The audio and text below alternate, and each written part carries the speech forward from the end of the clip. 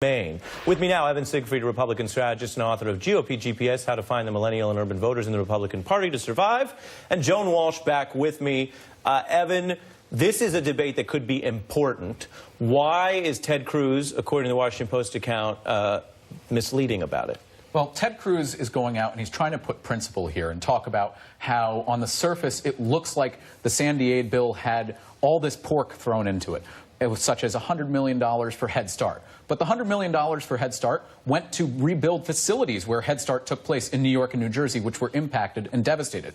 There was stuff to help repair the roof of one of the Smithsonian museums in Washington, D.C. Yes, that looks like pork, but it was actually damaged by Sandy. This was dealing with Sandy damage, which was all up and down the eastern seaboard, particularly in New York and New Jersey. There were other things in there that also looks like pork, like money for Alaska and the salmon fishing industry. But that was to deal with a prior disaster because they couldn't get the funding there.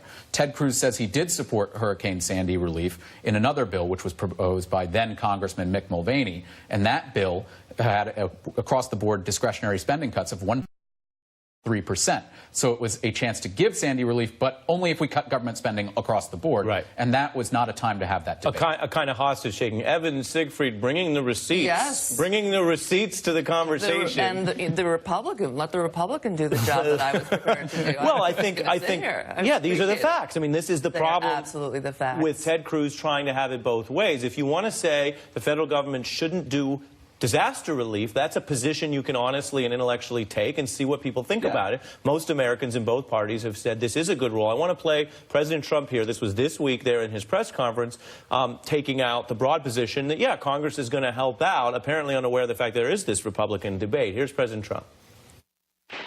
You're going to see very rapid action from Congress, certainly from the president, and you're going to get your funding. It's a terrible tragedy. We expect to have requests on our desk fairly soon, and we think that Congress will feel very much the way I feel, in a very bipartisan way. That will be nice. It should be bipartisan, and it used to be. It used to be, but in the last 4 or 5 years, as Republicans have gotten more conservative, disaster aid is no longer bipartisan unless it happens to them. I wrote a piece in The Nation today. Everyone's a socialist after a national disaster. Right. They want their funding quick. They want the government to be there for them, and that includes Ted Cruz. The thing, so there's no atheists in foxholes. And everyone's a socialist after a natural disaster. Those are, yeah, those are. I'm going to elevate the second one. You know the first, but this is just the beginning of that for that slogan.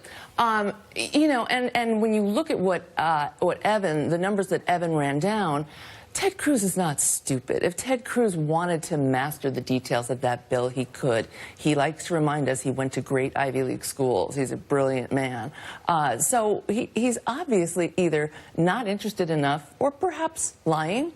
And so it's just a level of hypocrisy. I don't often agree with Chris Christie, but Peter King in New York, another Republican, they're livid at this. And this is where, Evan, the politics actually are the policy, because what Chris Christie's saying is not, I'm criticizing Texas because I want something from them that right now, or I want to win an election. What Chris Christie's saying is, I see you, and I remember when you stood up there and said you were against this funding because this wasn't the federal government role, and now it turns out, no, you're only against it, Chris Christie says, for his state and his constituents and not for Texas. And again, it's not to diminish the fact that the larger point here is let's get people, I think a lot of the elected officials saying, let's get people the help they need. Yeah. But what do you make of Chris Christie picking this fight? Well, first of all, this isn't politics. This is reality and it's people's lives. And let's face it, reality doesn't have a Ted Cruz bias. Ted Cruz went out and tried to play politics with what was going on here, and it's blown up in his face. New York Republicans, to push back against what Joan said, New York and Eastern Seaboard Republicans, we've always stood up for disaster aid, no matter where it is, because that's what we do as Americans.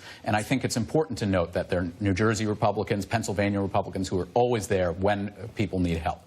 But in terms of Chris Christie calling him out on it, I don't know if it's a fight we should be having right now, considering what's going on the ground at Harvey. I think we should be helping them first.